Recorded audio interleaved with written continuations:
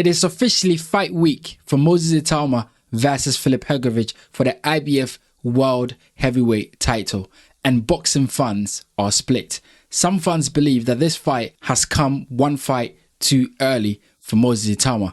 They believe that Itauma should have had one more fight before facing Filip Hrgovic, because Filip Hrgovic is a bona fide heavyweight top 10 fighter, and they believe that Itauma should have used another fighter as an experience before stepping into this fight.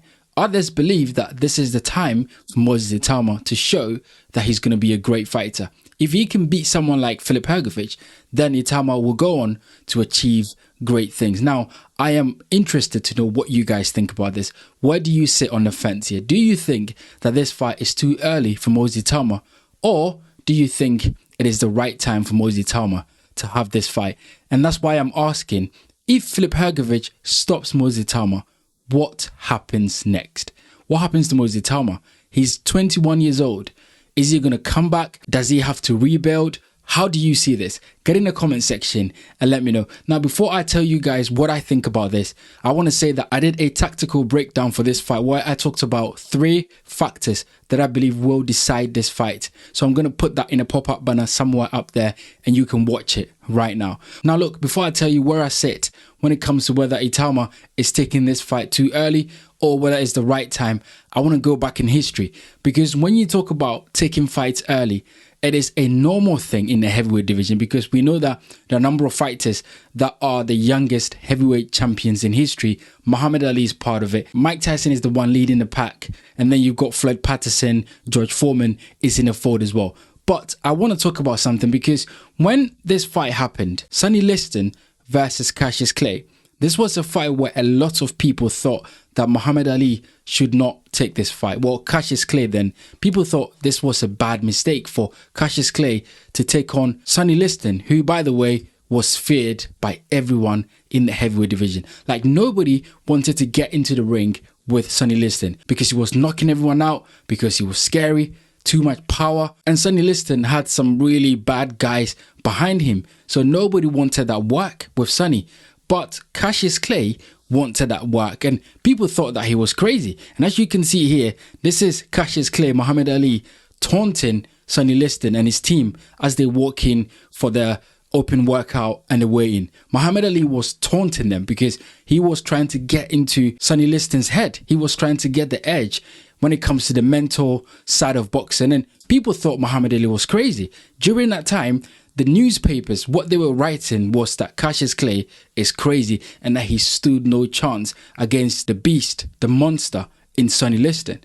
But of course, we saw what happened. Muhammad Ali went out there, boxed one of the most beautiful boxing you've ever seen, picked Sonny Liston apart, jabbed his head off, and got the win and became a heavyweight world champion. So when it comes to expectation and what certain fighters can do in that expectation, especially when they're young fighters that have a lot of promise, Muhammad Ali overcame that sort of hurdle in his career against Sonny Liston. Now, we talk about Mike Tyson versus Trevor Berbick. And when Mike Tyson was going into this fight, you know, as I've done my research on it now, I'm not very old enough, right? So I wasn't there when this fight took place, but as a boxing fan and as a younger boxing fan, I do my research and I understand how things were going. But from what I have studied, this fight wasn't a fight where a lot of people were picking Trevor Berbick to beat Mike Tyson, because as you know, Mike Tyson had made a lot of name for himself in terms of knocking people out, being scary, being fast, being a really good boxer as well.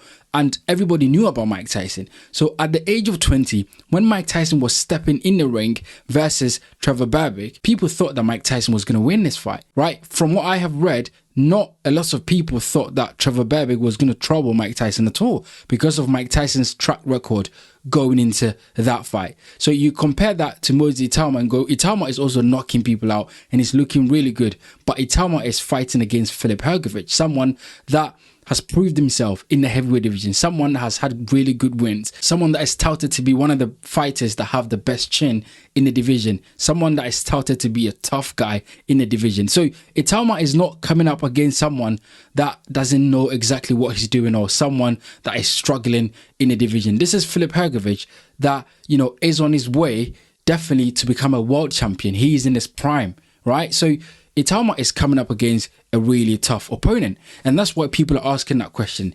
Is it one fight too early? Or is it the right time? Could Itauma face maybe someone like Efe Ajagba or someone like Michael Hunter before getting into this fight with Filip Hrgovic?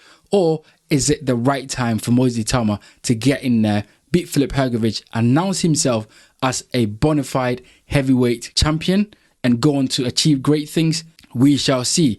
But I also wanted to talk about one fight that happened recently. Well, when I say recently, I mean in recent memory. And that is Kelly versus Avanesian. And if you guys remember, Kelly is an Olympian and he had a lot of hype behind him. I mean, he was on Sky Sports and all the news was about Kelly and what he can do, and he's going to achieve great things, and he's going to be this, he's going to be that. And the fight against David Avanesian was a step-up fight. This was a fight that was meant to pave the way for Josh Kelly to go on and achieve great things in his career. And of course, what we saw there was a David Avanesian that was more experienced, that knew what he was doing, that was a wily old fox in that ring, and basically beat Josh Kelly from pillar to post, battered him, and I don't think that Josh Kelly has ever been the same after that loss, right? Because David Avanesian took something away from him and he went away for a long time, came back recently, tried to build his career, but we know that the momentum that he had before, the momentum that he had going into that Avanesian fight is not the same momentum that Josh Kelly has right now.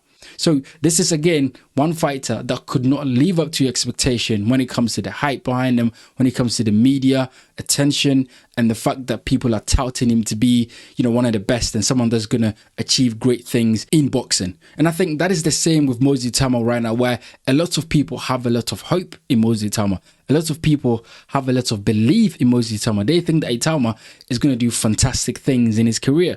And look, when you look at Itauma's fights and the things that he does in the ring, Itauma has all the ability and the skill set to go on and conquer the heavyweight division and become undisputed.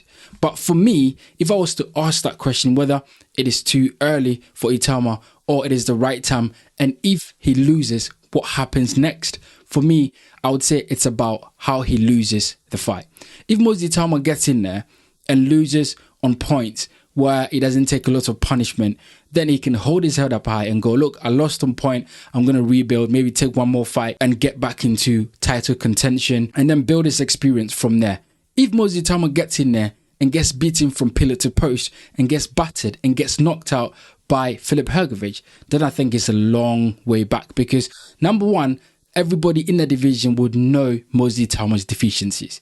And then number two, Itauma has to overcome the burden or the mental pressure of being someone that was touted to be the next big thing and then that has been deflated. So Itauma has to pick himself up mentally to be able to come back if that loss is a devastating loss against Filip Hrgovic. So for me, it's not about losing, it's about how he loses. If he loses in a bad way, if he loses in a devastating manner, then it's going to be a long way back. But if he loses on point or he gets stopped and he doesn't take a lot of damage or a lot of punishment, then I think he can rebuild very quickly, because he's 21 years old and he's got the opportunity and the backing from Frank Warren to rebuild him again. So look, as I said, it's all about how he loses this fight against Filip Hrgovic. But guys, get in the comment section and let me know what you think about Moses Itauma. What do you think happens if he loses this fight? And also, do you think this is a fight that has come too early, or is it the right time for him to show that he's one of the best in the division and then go out there and become an undisputed champion in the future? Guys, as I said, I have done a tactical breakdown for this fight where I talked about 3 things that I believe will be the main factors to decide this fight between Moses Itauma and Filip Hrgovic. So you can watch that video right here, right now.